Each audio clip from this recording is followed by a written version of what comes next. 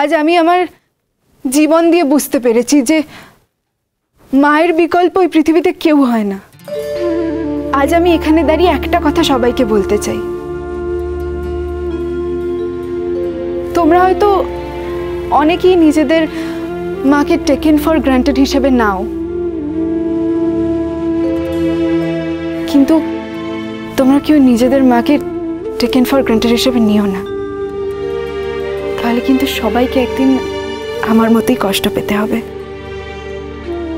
এই মোমেন্টটা দেখার জন্য কিন্তু সারা জীবন অপেক্ষা করা যায় শ্রীময়ী। আজ আমি অকুণ্ঠভাবে একটা সত্যি কথা সবাইকে বলতে চাই। আমার মায়ের যে সেদিন স্কুলের কাজটা চলে গিয়েছিল, আমার মায়ের জন্য প্রিন্সিপাল ম্যামকে অনেক অপমানিত হতে হয়েছিল।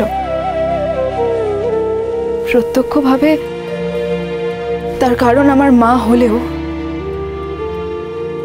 আসলে তার একমাত্র কারণ আমাদের পরিবার, এবং সেই পরিবারের আমিও একজন অংশ ছিলাম।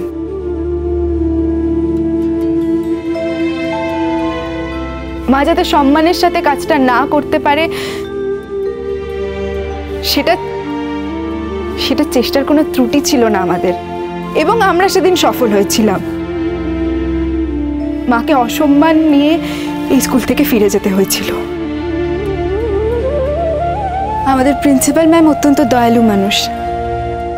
তিনি বুঝেছেন সেদিন আমার মায়ের কাজটা চলে যাওয়ার পিছনে যতটা না আমার মায়ের হাত ছিল, তার থেকে অনেক বেশি হাত ছিল তার পরিবারের।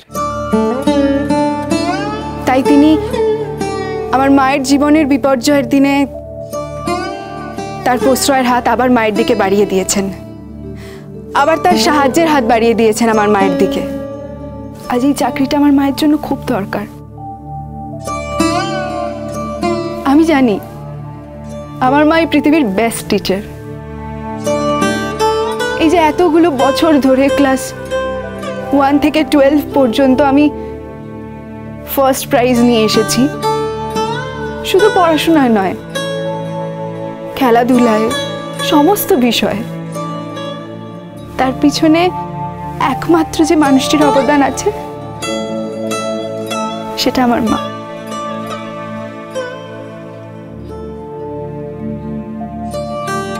হয়তো সেই সমস্ত প্রাইজগুলো আমার মায়ের নেওয়া উচিত ছিল। আমি সামনে থেকে প্রাইজগুলো নিয়েছি ঠিকই, কিন্তু সেই প্রাইজ নেওয়ার ক্ষেত্রটা যিনি তৈরি করে দিয়েছিলেন তিনি আমার মা, আর কেউ নয়। ঈশ্বর আমাকে আজ অন্ধত্ব থেকে মুক্তি দিয়েছেন। আমি আজ বুঝতে পারছি আমার মা যা পারে পৃথিবীর কোনো মা তা পারে না। মায়ের কাছে কিছুদিন না থেকে আমি এটা বুঝতে পেরেছি। তোমাদের সবার হয়তো মনে হবে যে আমি অনেক বাড়িয়ে কথা বলছি। তোমরা সবাই হয়তো নিজেদের মাকে এরকম জায়গাতেই রাখো। সত্যি তো, সবার মা এক একটা দ্বীপের মতো, যে দ্বীপে শান্তি আছে, ভালোবাসা আছে, শিক্ষা আছে, নির্ভরতা আছে। আমার মাও ঠিক সেরকমই একটা দ্বীপ। আমার দেখা এই পৃথিবীর শ্রেষ্ঠ মানুষ। হাজার অপমান অসম্মানেও কোনো দিন মা তার সন্তানদের কাছ থেকে মুখ ফিরিয়ে নেয়নি। তার সন্তান থেকে অনেক অপমান করেছে, অনেক অসম্মান করেছে,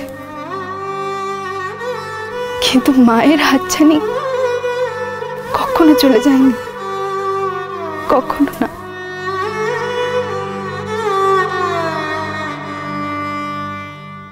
আমি অক্ষম, অপদার্থ একজন সন্তান।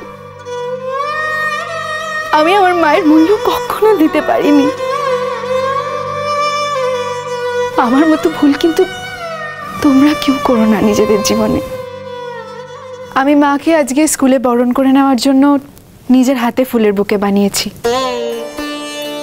একটা একটা করে ফুল কিনে আমি নিজের হাতেই বুকেটা তৈরি করেছি। এই প্রত্যেকটা ফুলে আছে আমার সম্মান, আমার ভালোবাসা, আমার অধিকার, আমার অহংকার, আমার বেঁচে থাকার শক্তি। এই এক একটা ফুল আমার এক একটা স্বপ্ন। এই সব স্বপ্নকে জড়ো করে আমি আজকে আমার মায়ের হাতে তুলে দিতে চাই।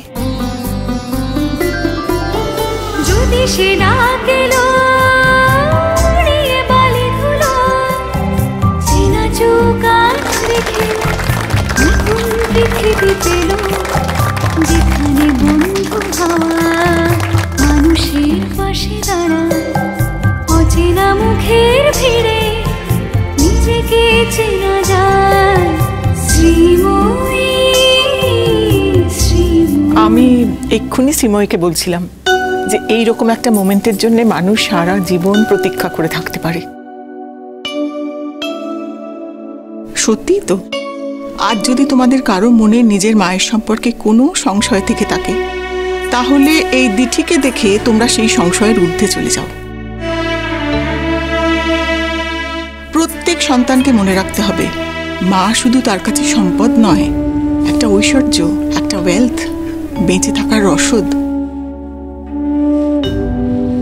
এখানে আমি আর একটা কথা যোগ করতে চাই।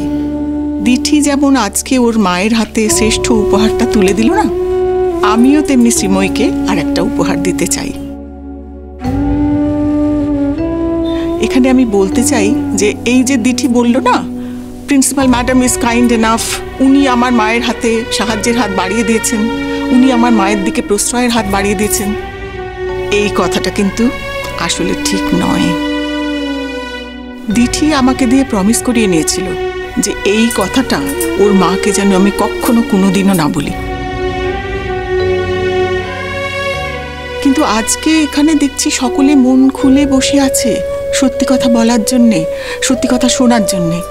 সেখানে এই জায়গায় দাঁড়িয়ে আমি যদি আজকে সত্য গোপন করি, আমি অপরাধী থেকে যাব, আমি নিজের কাছে নিজেই ছোট হয়ে যাব। তাই এই কথাটা আমাকে আজকে বলতেই হবে যে প্রিন্সিপাল ম্যাডাম নয়, দিঠি নিজে আমার কাছে এসেছিল, নিজে এসে আমার কাছে অনুরোধ করেছিল, বলেছিল যে ওর মা চাকরি চলে যাবার পেছনে ও দায়ী এবং ওর ফ্যামিলি দায়ী। আমি যদি ওর মাকে দয়া করে একবার সুযোগ দিই, তাহলে ওর মা নিজেকে প্রমাণ করতে পারবে। ওর মায়ের মানসিক অবস্থা এই সাংসারিক বিপর্যয়ে একদম ভালো নেই, তাই এই চাকরিটাই হয়তো ওর মাকে বাঁচিয়ে দিতে পারে।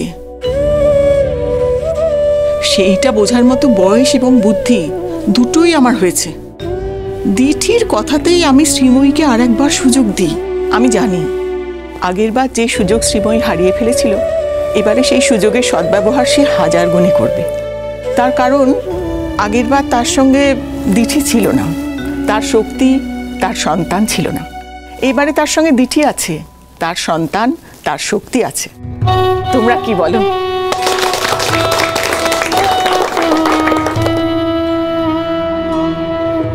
কি দিঠি, আর কি আছে অনুষ্ঠান তোমাদের? সঞ্চালনার নিয়ম অনুযায়ী যতই চোখে জল আসুক, যতই আবেগঘন মুহূর্ত তৈরি হোক, তবু সঞ্চালনাটা আমাকে করতেই হবে। আর কিছুদিন বাদেই আমাদের পরীক্ষা। স্কুল ছেড়ে বৃহত্তর অঙ্গনে পাড়ি দেব আমরা সবাই।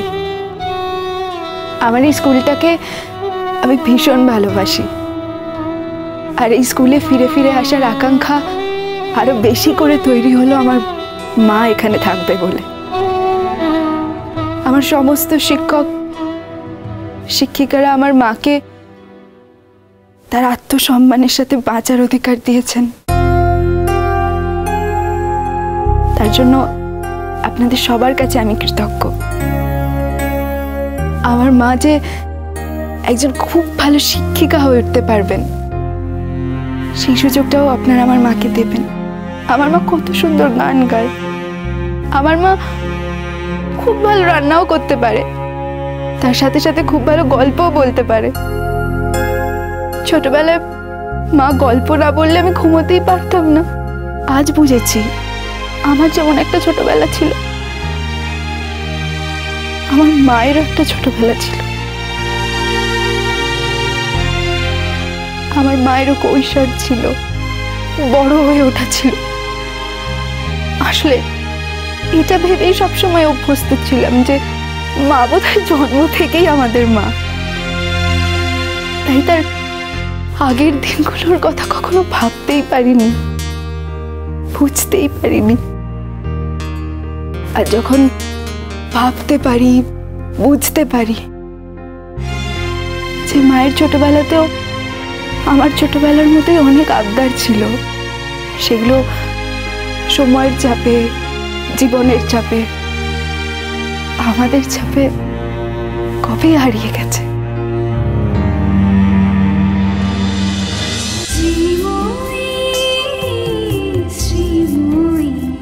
স্টার জলসার প্রিয় শো দেখার জন্য সাবস্ক্রাইব করুন আমাদের ইউটিউব চ্যানেলে এবং আপডেটেড থাকার জন্য প্রেস করুন বেল আইকন। চলো চলো চলো চলো পাল্টাই।